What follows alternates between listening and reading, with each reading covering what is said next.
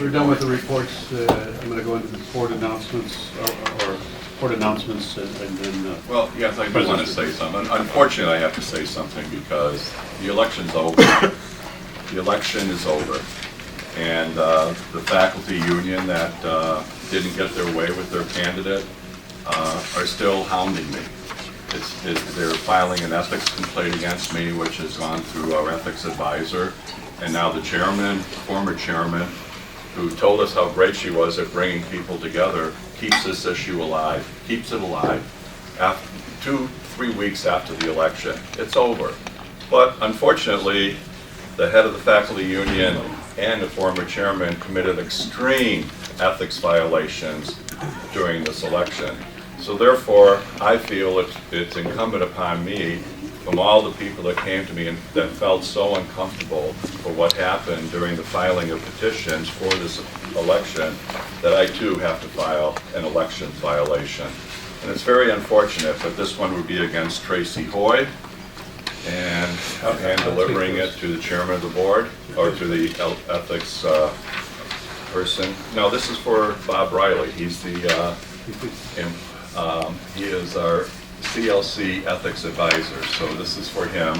And it starts the process that was started against me during the election, and it was all trumped up, and it's just wrong, and it's terribly wrong that we have to continue this election long after it's over.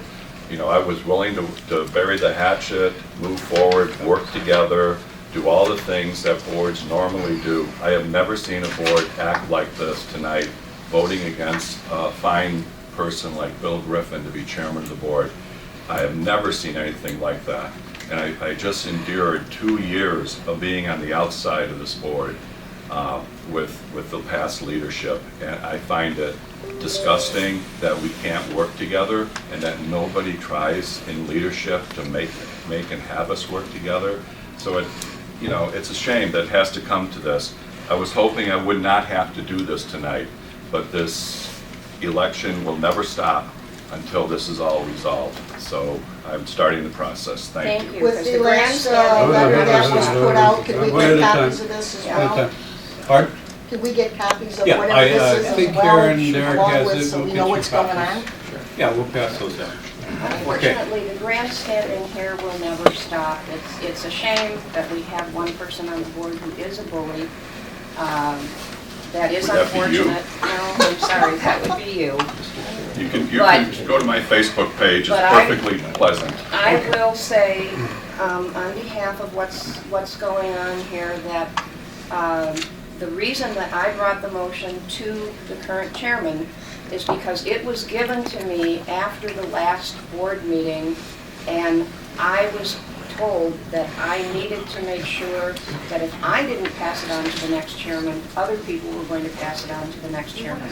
So I did so to leave it up to our chairman to try and deal with this, to solve these issues with the board.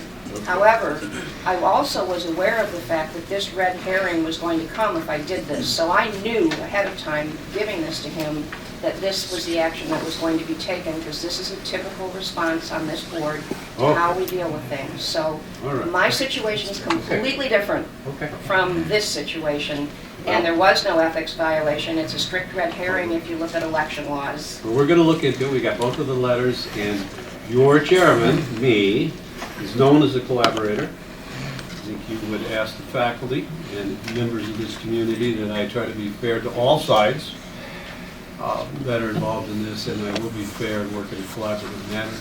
I was hoping this would be a happy day. I was too. But we're going to move through, and we're going to do the business of the college. That's what you're all elected to do, myself included, and that's what we should do. So we will address those letters and the ethics, and we'll work with Mr. Riley, and work our way through that. Okay?